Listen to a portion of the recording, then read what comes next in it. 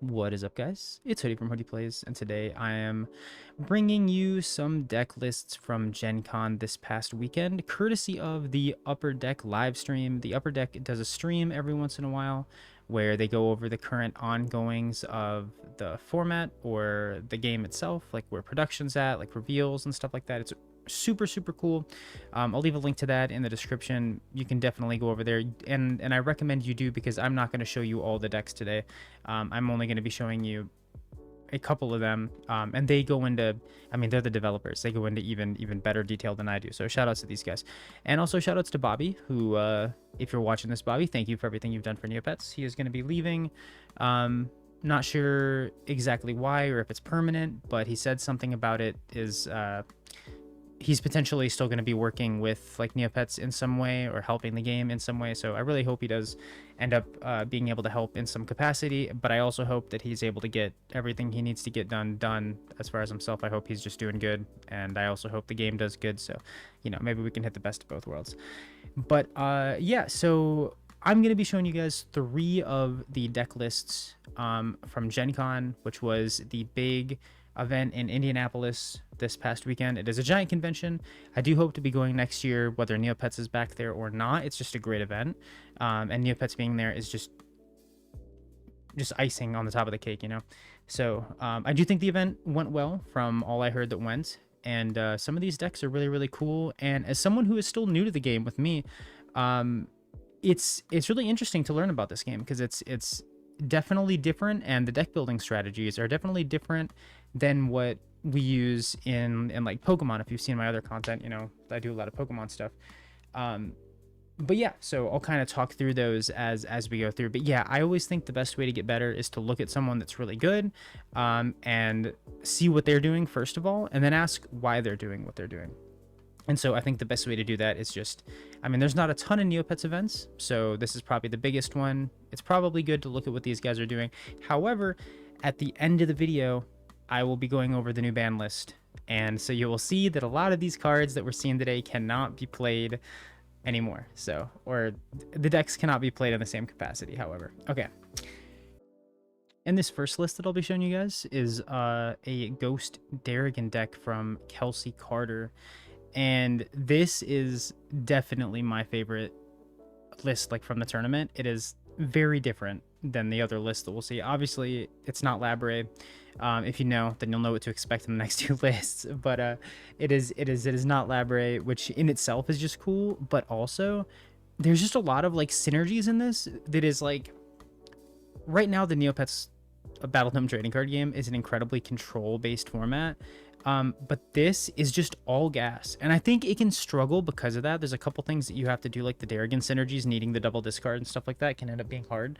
But there's a ton of synergies where if you get to play the game and your opponent's not playing just like an entire list that stops you from playing the Neopets trading card game, which there are like a couple of those, you know, I really think this could be super fun, and it is incredibly cool. And I think this making top 8 is a win for the Neopets BattleDome TCG. I think obviously every archetype like deserves a place, and I think as the ban lists get bigger, or not get bigger, but you know, as they get more fleshed out, as more cards come out, I think that there will be like a more balanced format and a space for everything. But right now it's super controlly, and so seeing this is just really cool. So basically you have your Darrigan cards, which are discard 2 and then draw 3, which I just love this mechanic. Unfortunately, I don't think outside of the Skeeth, which they're not even playing, there's not any like super, well, the Eerie is okay, actually. The Eerie is pretty decent. It just has low agility, which kind of sucks.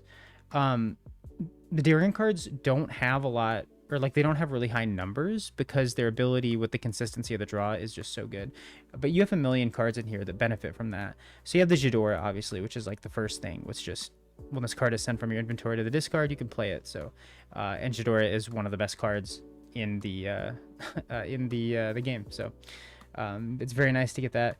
They're also playing a bunch of cards where like once you get to your point where your hand is like really big, you can start doing big numbers. You've got like the Ghidorah Curse Sword, which is really good. Also, all the Ghidorah cards, they have their, if they get sent to the discard, then you can play them. So that's super sick with with just your Darrigan stuff in general, but also your other cards that discard. Like you have this the Scorf, which it lets you scrap 5, which in a deck like this is honestly kind of insane. And then you have the Con the Unstoppable, which is a card that I like to play when me and Shelby play just for fun, because I mean it is a 5-drop, so you're not going to get there too often. But send all of your opponent's side of the BattleDome to the discard is pretty funny. That's pretty good. And another 5-drop with a Judge Hog, which is just hilarious. I talked in my other video about playing Judge Hog, where I think this is another like just really fun card. But like every time I play Judge Hog, I'm already level 5, and then my top 5 cards are all Codestones. So it is what it is. But they are having to play a lot of Codestones because they have a lot of high drops, and so they're trying to get to those spots. They do have, what is this, 15, 17 Codestones, which is an awful lot. And the Jub Jub also has the Jadora support as well, because you're discarding, or I say Jub Jub, but Ghost. Also, this is my favorite artwork. We pulled this, and the Death of Flash is just so funny. So funny. But yeah, this deck is so cool. Really recommend if you like are starting to play the game and you're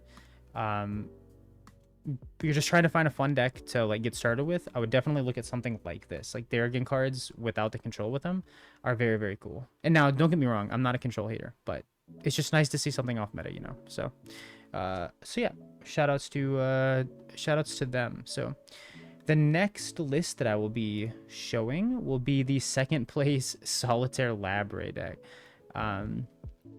Did my music just get a little bit louder? I feel like it did. I'm gonna turn that down a little bit. Okay. So this is more like kind of what you're gonna see when you're at the higher tables of the Neopets BattleDome, and it is a lot of the Labre. So this down here, if you don't know, it's just once you collect all 4 pieces, you are able to summon the Labre, which is not in this, but it sits in your rainbow pool. Oh no, it is right here. I'm just stupid, right? No, I'm dumb. It looks like that card though. It looks like that card. And it lets you in your preparation phase every turn change into one of these, and stuff like the robot versions of these pets are super good. You heal D3 damage and then draw until you have 8 in your inventory in the prep phase. So it's kind of crazy. That's kind of crazy. And then you have a bunch of cards in the deck, like the fairy hot dog, to be able to search the cards you need. So the main combos that you're going to see are like, you're going to Nilo, which is search your deck for 1 card with a level requirement of 1 and play that card. So you can Nilo to then search the Dorb, and then Dorb, it says you may search your deck for 1 card with a level requirement equal to or less than your Neopets level. So again, if you're level 1, you can search for a level 1, which then lets you go grab the Lab Scientist, which lets you grab 2 cards. And maybe you already had 1 in your hand before. Maybe you already had a like a lab piece in your hand before, and now you're already at 3. And if they don't get rid of your Dorb, instantly turn 2, you already have Labre. And the win con of these decks is to use the Labre. Like the Labre, just the strength of these cards, like the Sponge, you reduce all damage you take by half, which is absolutely disgusting. And then the robots, which I've already shown. And then there's a lot of mosaics I'm seeing as well. I only see the Uni in this one, but when this Neopet takes damage at a shard counter to this Neopet for each damage taken, and you gain 1 attack for each counter on it. So you are just kind of soaking damage. And then you just blow stuff up. Also, you can go back and forth. I'm not exactly sure how this mechanic works. So someone in the comments, if you know, then please tell me. Okay, hey, look, this is literally what I was asking. Shard counters on a Neopet remain if it transforms. So you can take that damage, and then you can transform it. I don't think there's a robot. No, there... You can transform into robot Uni. Yeah, I knew this beforehand. Don't worry, guys. And then you can get your heal and then draw to 8 and then transform back into Uni with your shards. Honestly, these cards are so strong you might not even have to do all of that. But just the fact that that's possible is just absolutely disgusting. But the entire deck is like pretty much just a combo deck, and that's one of the things that like was the reason I wanted to make this video, was because as someone that came from Pokemon, and I know some of the people who play Pokemon that watch my videos will be watching this.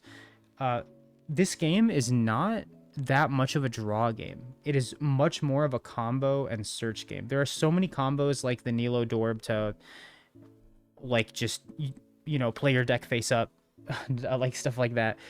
where this game, and then I mean the Jadora too, where you can yeah, you can play cards from your discard as if they were in your inventory. Again, just like really really crazy stuff. As far as search goes, as far as just like it doesn't matter where things are, you can get them. Again, Zombified Peasants is another one of those. If this card is in your discard, you may bury it, which is just simply flipping the card upside down in your discard. And if you do, then you target one legend in your discard and you add it to your inventory. So you can Nilo again. So the Zombified Peasants just lets you do the thing. And then you target one legend in, or well, you know, the same thing.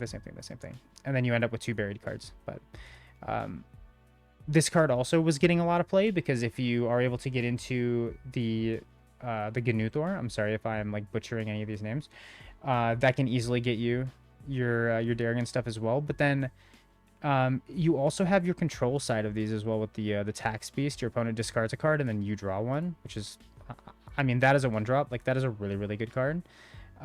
There's also the Potato. So essentially what these like top decks have kind of devolved into is whoever gets Labre wins. And so you'll see like all these cards trying to stop from getting Labre. And so the cards that are like stopping you from getting Labre are like the Exploding Acorns. And so when your opponent plays a card, if it wasn't the first card they played this turn, then you can negate that card's effect. So the second piece of the combo gets Acorns and then they can't do it and it slows them down for another turn.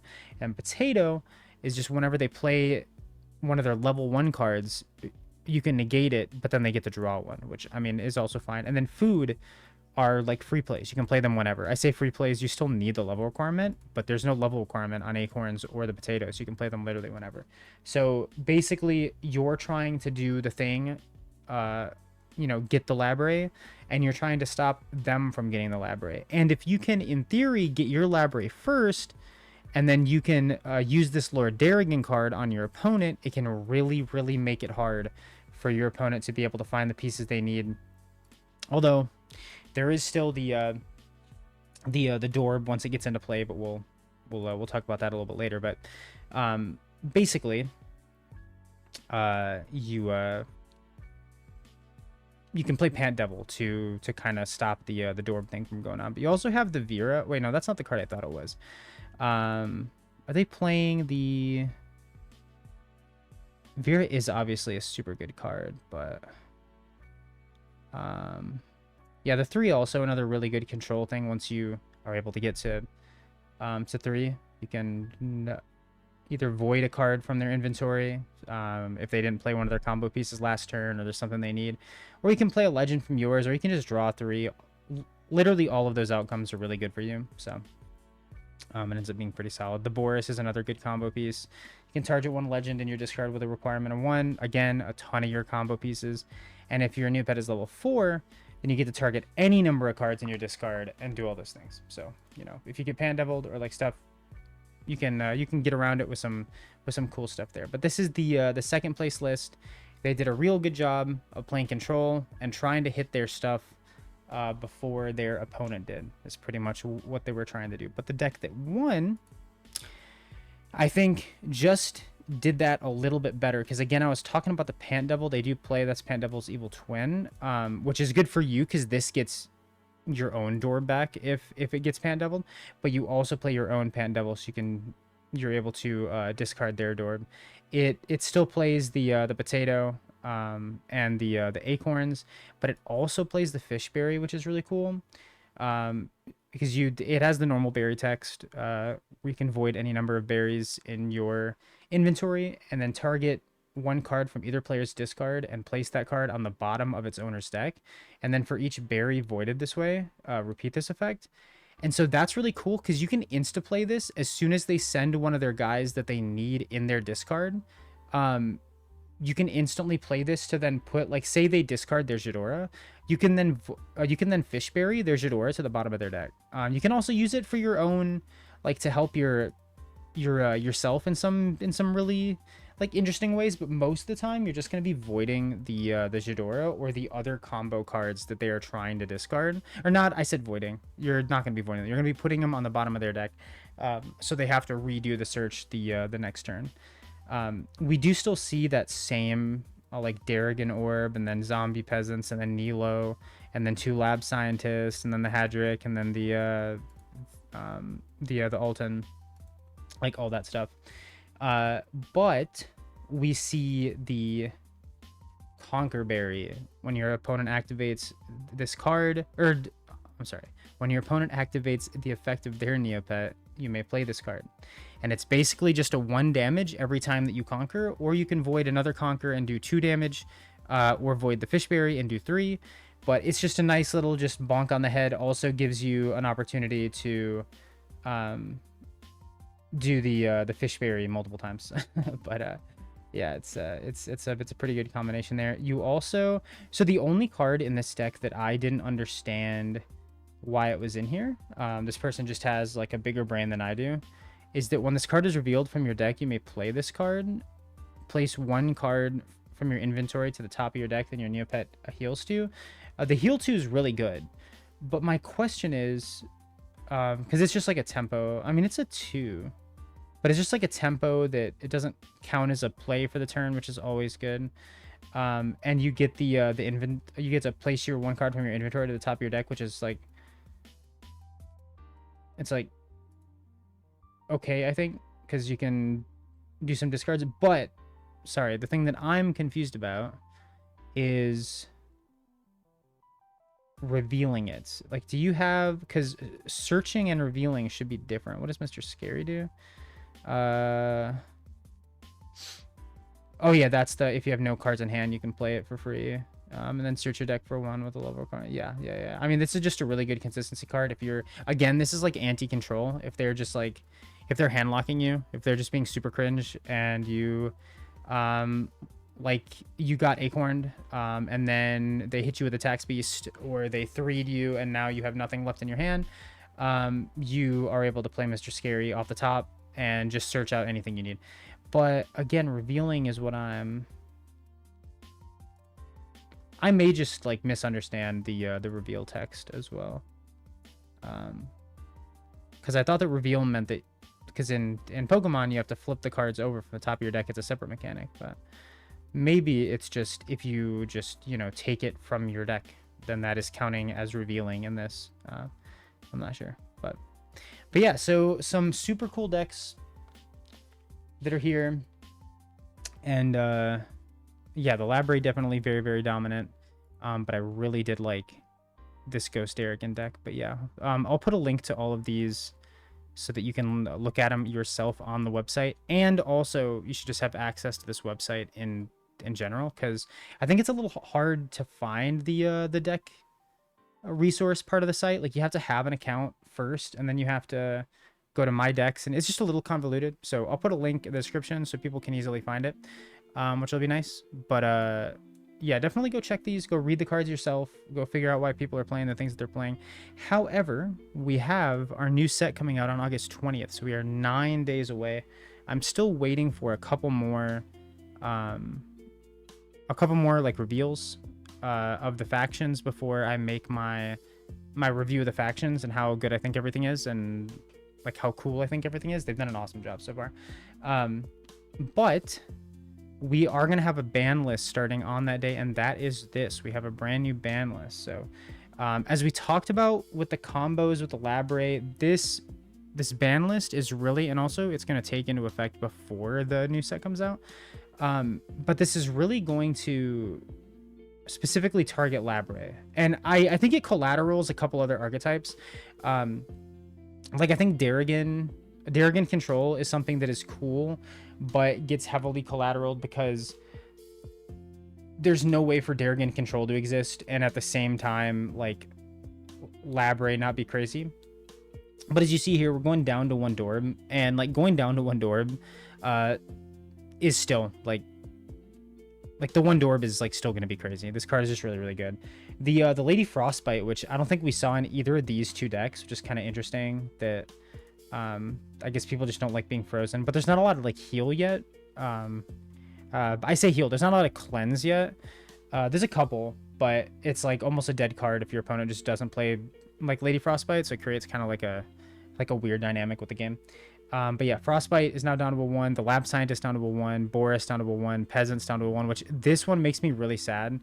Peasants down to a 1, because I understand it. This card is broken as a 1-drop. This card is like absolutely insane, but I liked doing fun stuff with Morgus cards, like the wand and the regular Morgus, which the regular Morgus sucks, but you could use it for like certain hand number equipments. But yeah, I just liked stuff like that. The zombie mechanic was cool. The berry mechanic was cool. But because it is so good with Labre, you must bring it down to a 1. The fairy hot dog as well, which I don't think I went over here, but it is a 2-draw, or that is a 2-play, and I think both of the, yeah, it's a 2-play in both of these decks, which is just place a card from your inventory or discard on the top of your deck. It's just a free-to-play consistency card that you can do like pretty much whenever, and it's it allows you to put it so like it's really good in this what he's playing. Well, this is a really good card in general because it can combo with the robot where you can then draw into the card. But specifically with the Darrigan, you can make sure that if you get Lord Darrigan or you have a Lord Darrigan in your hand, that you can draw into a guaranteed good card off of it. Because this is you shuffle in and then draw one less, or you put on the bottom. Sorry, you put on the bottom and then you draw one less that you had in your hand. So if you had 5, you draw 4. But yeah, that card's really good. Yeah, the Nilo obviously super crazy, and then again you're limited to 1 of these, so this means that you can only have like 1 robot and it has to be your loop. You can only have 1 sponge. That way you can't do the really dumb combos of switching back and forth. It just makes Labre like a little more balanced.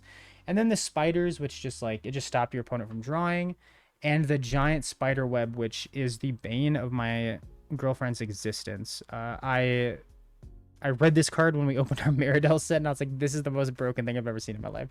So we started by, I put this in her deck right away, and so we played it. And then we wanted to go more on theme since I was playing the Darrigan stuff, and we switched the cards a little bit. And so this ended up in what I was playing, and yeah, this card is gross. There's a reason it should be banned in like competitive tournament play.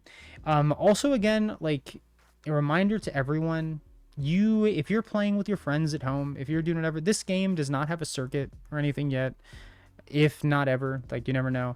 So if you want to play your decks the way you want to play them, you don't have to go by the ban list. The ban list is just for if you're going to tournaments, and they're literally just making the ban list to make the tournaments a more enjoyable and balanced experience for everybody. But again, it's a suggestion if you're just playing at home. You don't have to do it. So, but yeah, that is going to be it for today. Remember, go check out this, the stream from the upper deck if you haven't watched it. It's like an hour long, and it's honestly highly recommend. Really good content. Shout outs to Bobby again for all he's done for Neopets. And yeah, I will see you guys soon with a new video. We are 9 days away from Battle for the Obelisk, so let's get hype. All right, I will see you guys later. Deuces.